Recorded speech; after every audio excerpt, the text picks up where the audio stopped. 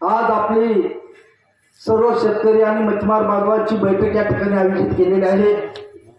या बैठकीच्या अनुषंगाने आज मी या ठिकाणी आमच्या मच्छीमार बांधवांच्या विरोधात शासनाने जे काही जी.आर. तयार केले होते त्याच्या विरोधात आणि मच्छीमार बांधवांनी कसा संघर्ष केला हा शेअर या ठिकाणी मी सांगणार आहे।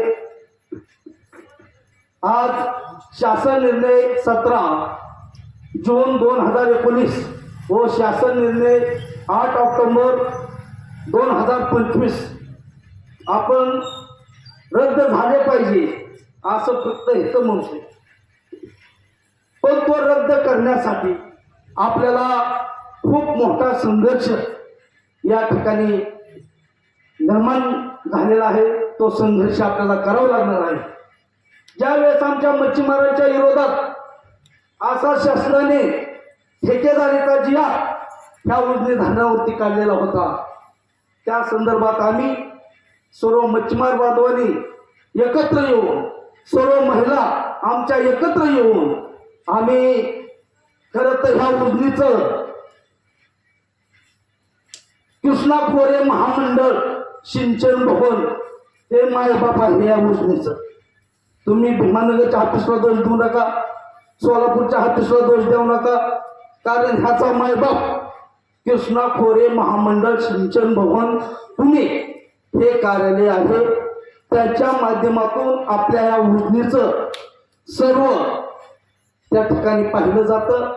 त्यामुळं त्याच्यावरती जलसंपदाचा अधिकार असा आहे। तर आपल्याला भांडायचंच असेल तर कृष्णा खोरे महामंडळ सिंचन भवन ह्या कार्यालयासंगत आपल्याला भांडावं लागणार आहे। आप्पा आम्ही सुद्धा त्या ठिकाणी सडके मासे फेक आंदोलन केलं, जाळी फेक आंदोलन केलं, तिथल्या अधिकाऱ्यांना बाहेर येऊन दिलं नाही सू कराय सुद्धा, तेव्हा आम्हाला कुठंतरी न्याय मिळाला। आणि तो झालेला शासन निर्णय म्हणजे काय हो, त्या संबंधित खात्याच्या सचिवांनी तयार केलेला कुणाच्या तरी सांगण्यावर तो जी.आर. तयार केलेला असतो आणि त्याला कॅबिनेटची परवानगी घेतलेली असते। तो म्हणजे जी.आर. असतो, तो म्हणजे कायदा असतो आणि तो रद्द करायला कॅबिनेटची परवानगी लागते। मग हे कॅबिनेट कोण आहे? आपल्या ज्या महाराष्ट्रातील मंत्री आहेत आणि त्यांना जर आपल्याला न्याय मागून घ्यायचा असेल तर आपल्याला मोठ्या प्रमाणात हा संघर्ष सर्व महिला सहित नुसतं असं बोलून चालणार नाही। तुम्ही म्हणताय मंत्र्याला भेटू गुळगुळीत सांगू, अजिबात तुम्हाला न्याय मिळणार नाही। माझा अनुभव सांगतो, आपल्याला त्या कृष्णा खोरे महामंडळावरती असा मोठा भव्य सर्व महिला सहित आपल्याला मोर्चा न्यावा लागेल। मग अर्धनग्न असेल किंवा सडके मासे फेक असेल किंवा अजून आपल्या उजनीचा गाळ असेल, अशा स्वरूपाचं तीव्र प्रकारचं आंदोलन त्या ठिकाणी आपल्याला करावं लागणार आहे। तर आपल्या सर्व शेतकरी बांधवांना न्याय मिळणार आहे। नुसतं तुमच्यावरती संकट आहे असं नाही, आमच्या मच्छीमारावरती सुद्धा संकट आहे।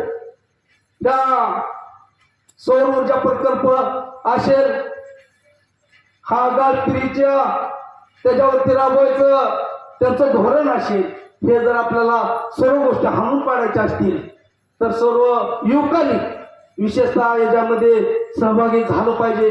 गावगावच्या सर्व युवकांनी ह्यामध्ये भाग घेतला पाहिजे। आमचे तर 5-50 लोकांचीच त्यावेळेस बैठका व्हायच्या।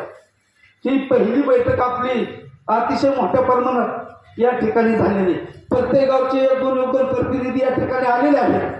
त्या सर्व बंधूंना माझी विनंती, आपण प्रत्येक गावामध्ये जागृती करा, प्रत्येकाला समजून सांगा आणि असं एक धोरण ठरवा।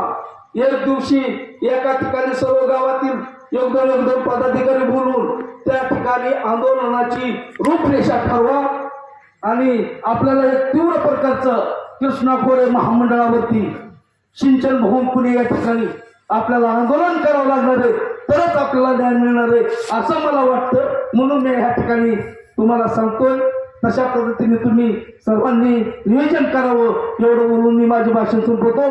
जय हिंद, जय महाराष्ट्र।